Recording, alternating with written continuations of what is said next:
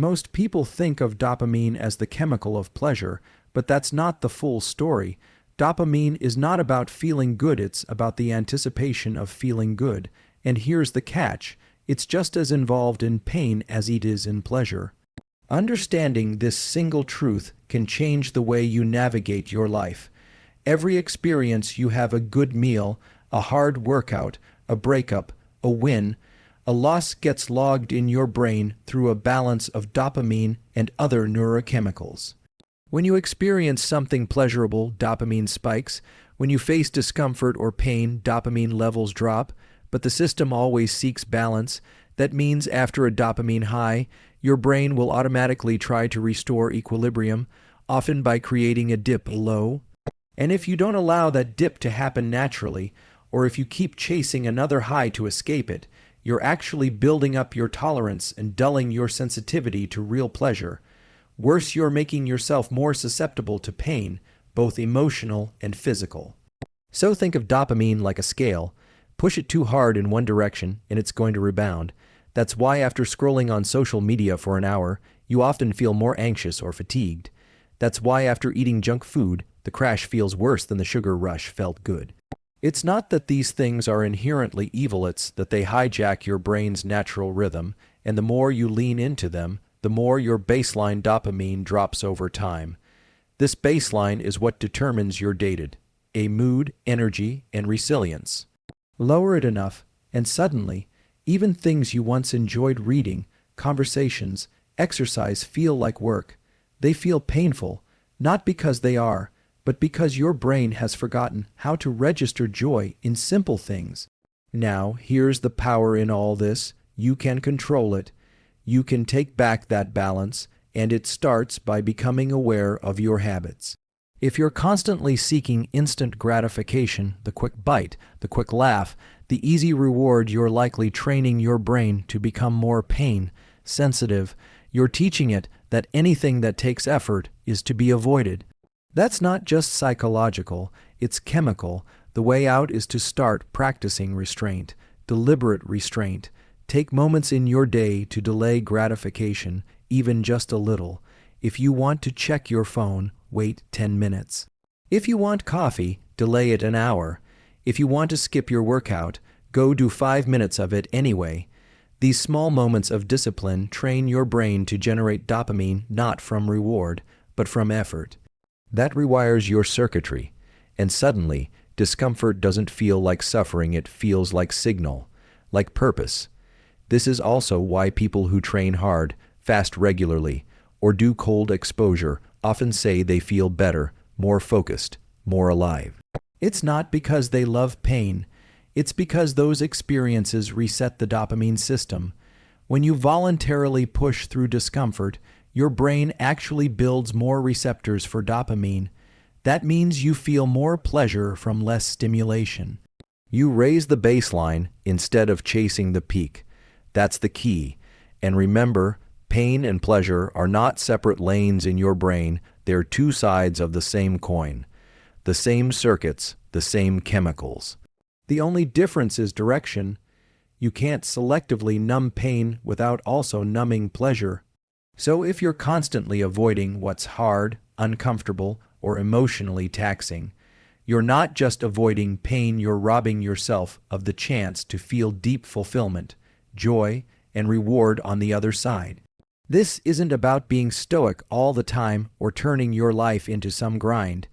It's about choosing when to indulge and when to withhold, understanding the consequences of both. When you become aware of the dopamine-pain balance, you can start to ride it with intention, not get whipped around by it blindly.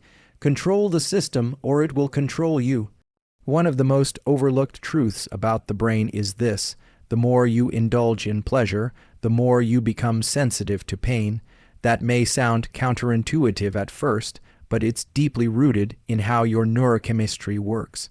Your nervous system isn't designed for constant highs, it's designed for balance, so when you flood it with reward after reward, your brain doesn't thank you, it starts to recalibrate, and not in your favor. Every time you seek an easy dopamine spike, whether it's from junk food, watching shows, endless scrolling, or compulsively checking your phone, you're nudging your system further away from stability. At first, it feels great, but over time, something interesting and problematic happens. You start to need more and more of the same stimulus to feel the same level of pleasure. That's called tolerance. And as tolerance builds, your baseline drops, you stop enjoying simple things, you become more irritable, more restless, and ironically, more prone to stress and pain. It's like turning up the volume on your favorite song so loud that eventually you can't even hear the details anymore. Pleasure loses its richness. Life gets dull. And in that dullness, pain creeps in, not because life is objectively worse, but because your brain has adapted to expect constant stimulation, constant excitement, constant novelty. When it doesn't get that, it interprets even neutrality as discomfort. And what do most people do when they feel that discomfort? They reach for more pleasure, more sugar, more screens, more stimulation. It becomes a vicious cycle. You chase the high, crash, and then chase again, not realizing that each time you're weakening your brain's ability to feel genuine satisfaction. That's not a moral issue. It's a neurochemical one, but it leads to a very real emotional consequence.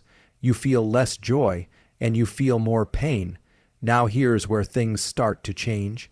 If you can begin to limit overindulgence, not by going cold turkey on everything, but by simply creating space between your impulses and your actions, your system starts to reset. It's like a muscle. The less you depend on instant pleasure, the stronger your baseline becomes. You start to feel better doing less. That's the reward of discipline. And here's the interesting thing. Voluntary restraint, even in small doses, sends a very different signal to the brain. When you hold back from checking your phone, or you resist that extra snack, or you sit with a little boredom instead of running from it, you're not depriving yourself, you're conditioning yourself. You're teaching your brain to generate dopamine not just from the thing, but from the process of effort and control itself. That's powerful, because now you're not being yanked around by your cravings. You're leading. So the question becomes, how much pleasure is too much? The answer depends on whether the pleasure is earned or passive. Passive pleasure, things that come too easily, too frequently, tend to create the biggest problems. They're not inherently bad, but without boundaries, they turn into triggers for dissatisfaction. On the other hand, pleasure that follows effort, a tough workout, a long project, a difficult conversation, that kind of pleasure is deeply sustainable. It teaches your brain to link reward with growth, not just escape. Pain and pleasure are not random, they're mechanical. Your system works like a balance scale. You tip it too far with constant indulgence, and the only thing waiting on the other side is a crash. But if you create a little space, a little friction, a little earned difficulty, the pleasure that follows hits harder and lasts longer. That's the difference between feeling good in the moment and feeling fulfilled over time. The world will never stop offering you easy highs, but the real win is when you choose not to take every one of them, when you choose the long game, the reset, the deeper satisfaction. Hold back sometimes not to punish yourself, but to remind your brain what real pleasure feels like. Pain gets a bad reputation. Most people think of it as something to avoid, something to run from, something that means something is wrong. But pain isn't the enemy, it's a messenger. It's your brain's way of communicating that something important is happening, something that deserves your attention. And once you shift your mindset about pain, you can actually start using it as a tool, a signal, a pathway toward growth. When you feel pain, whether it's physical, emotional, or psychological, what's actually happening is a highly organized, intelligent process. Your brain is trying to protect you, yes, but it's also trying to teach you. It's helping you identify limits, challenge comfort zones, and ultimately adapt. This is true whether you're lifting a heavy weight, pushing through a hard season in your life, or facing rejection. Your nervous system doesn't distinguish between types of pain. It simply activates certain circuits that heighten focus, sharpen awareness, and mobilize energy. So in a very real way, pain is a performance enhancer if you know how to interpret it. The problem is, most people don't. We're conditioned to escape discomfort the moment it shows up. But if you learn to pause and sit with pain, something remarkable happens. The feeling doesn't necessarily disappear, but your relationship with it changes. You start to realize it's not permanent. It moves, it shifts, it informs. You realize that pain is part of the process, not something separate from it. This is especially important when it comes to growth. There is no meaningful progress without struggle. Think about it. The moments you remember most, the ones that built character, resilience, strength, they were almost always painful in some way. That workout that pushed you to your limit, that failure that forced you to adapt, that challenge that exposed your weaknesses but also revealed your courage, these weren't just obstacles, they were openings, opportunities, and pain was the signal that told you you're in the right place, keep going. The goal isn't to enjoy pain. That's not realistic, but it is possible to respect it, to trust it, to use it. Pain doesn't mean stop, it means pay attention. It's a guidepost, a checkpoint. When you stop avoiding it and start engaging with it, you unlock a deeper layer of strength, not just physical, but mental and emotional too. And the incredible part is, the brain can rewire its response to pain based on how you interpret it. Studies show that when people believe pain has meaning or purpose, when it's seen as part of growth or transformation, their tolerance increases, and the actual experience of pain decreases. The signal becomes manageable, even motivating. So instead of asking how to avoid pain, the better question is, what is this pain trying to teach me? Where is it leading me? What would happen if I didn't resist it but leaned into it with awareness and intention? There's freedom in that, because once you stop fearing pain, it loses its grip, and in its place, you'll find clarity, growth, and a sense of power you didn't know you had. Pain, when approached with the right mindset, isn't your enemy, it's your evolution. Most people think the best way to become stronger physically, mentally, emotionally is to avoid stress, but that couldn't be further from the truth. The human body, and more importantly, the human brain, is built to adapt.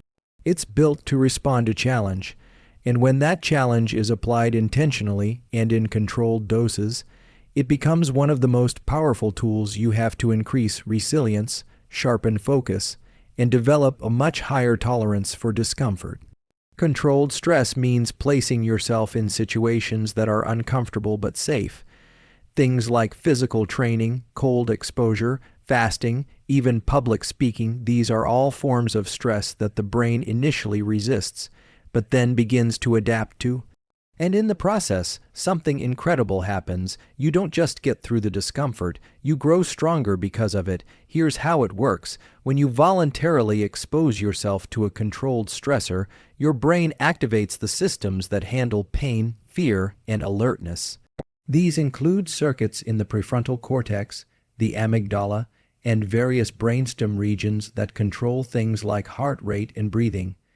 At first, this feels like discomfort. Your heart rate rises, your breath shortens, your muscles tense.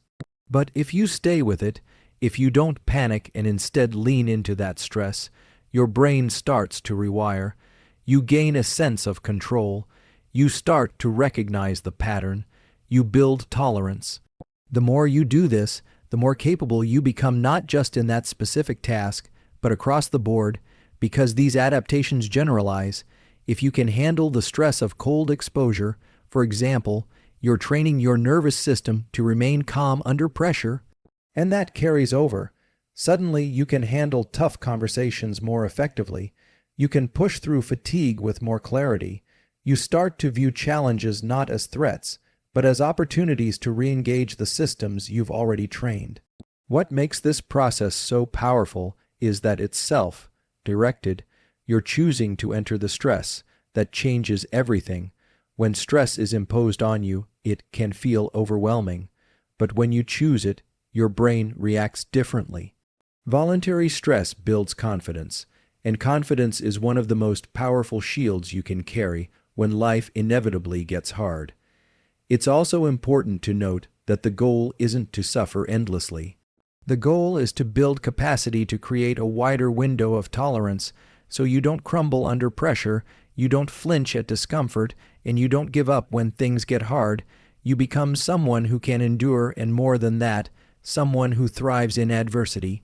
This is how elite performers, athletes, and resilient individuals operate, not by avoiding pain, but by rehearsing it, not by numbing stress, but by training themselves to respond better to it.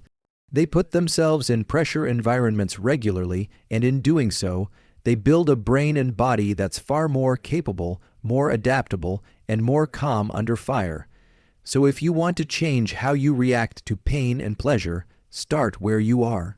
Introduce stress the right kind, the useful kind, and do it often enough that your system adapts.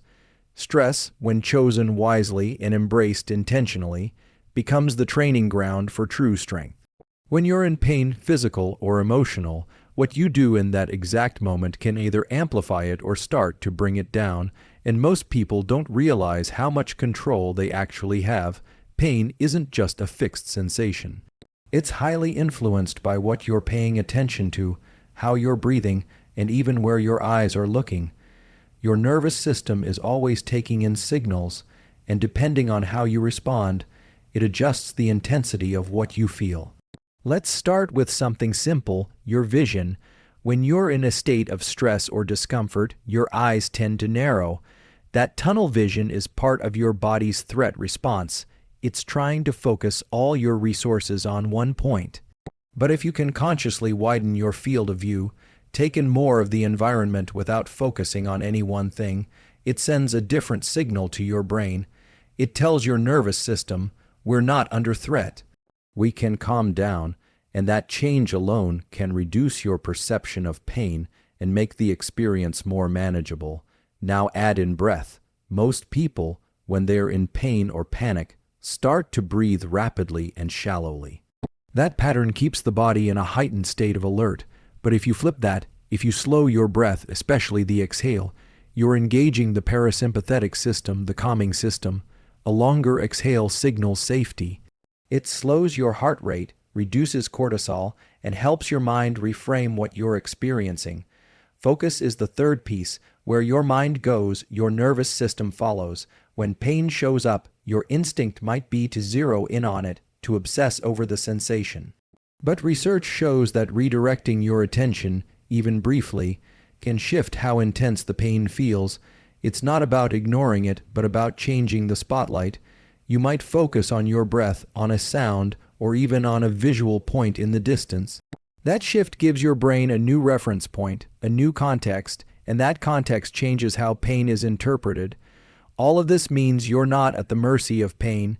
You have tools, vision, breath, focus, that can shift the experience in real time. These aren't hacks or tricks. They're direct ways to regulate your internal state and build confidence in your ability to handle stress and discomfort.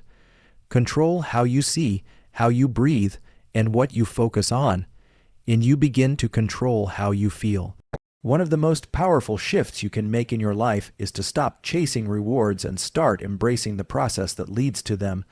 Most people link pleasure only to outcomes, getting the trophy, making the money, finishing the workout. But if you only feel good when you reach the end, you're training your brain to depend on success for motivation. And the truth is, success doesn't come every day. What does come every day is the opportunity to show up, to try, to struggle, and to grow.